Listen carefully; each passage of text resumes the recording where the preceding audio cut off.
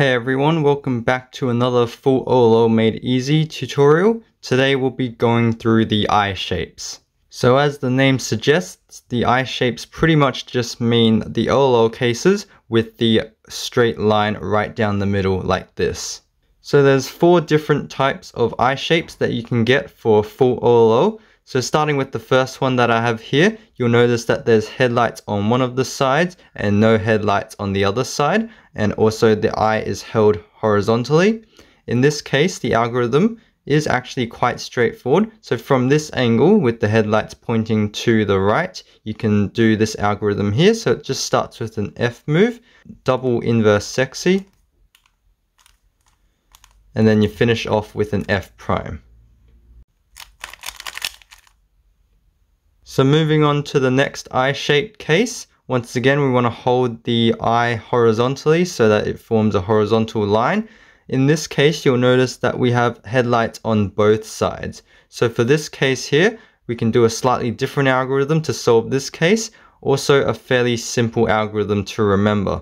So the algorithm starts off like this. So it starts with a wide R, followed by a U, followed by a wide R prime. So you can kind of think of those moves as a setup move.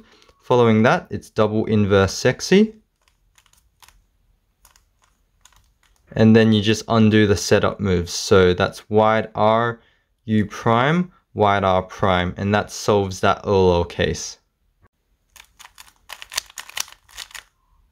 So for the third eye case, we have this one here.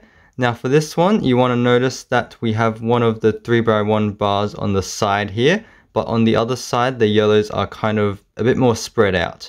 So for this case here, we might actually want to hold the eye so that it's vertical, and we also want to hold the 3x1 bar so that it's facing the right side. So this algorithm is a bit more complicated, but I'll do my best to explain how you can remember it. So for this algorithm, it starts off like this, so it kind of helps to focus on where this F2L pair is. So it starts off like this. You take the F2L pair out, move it over. Next up, you just have to remember you want to do an R followed by a U prime and a rotation. Or you can think of it as doing a wide D move like this as well. Finally, you kind of want to insert the F2L pair here. And so you can do it kind of like this. And then finally, you just end off with an F prime, and that solves that OLL case. However, if you're not a big fan of that previous algorithm, especially since it had kind of like a rotation in the algorithm, then I will show a rotationless algorithm that you can use for this case as well. So same as the previous case, but if you want to use this alternative algorithm, you want to make sure that you hold the 3x1 bar on the other side for this case.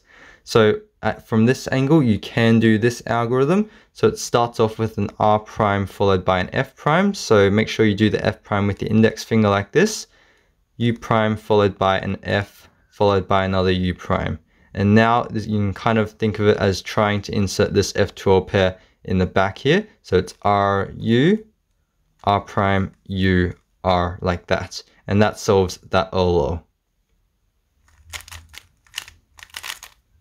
Final eye-shaped case that we'll go through in this video will be this one here. This one is pretty distinctive in terms of recognition because it's recognized by all 3 3x1 bars on the tops and on the sides.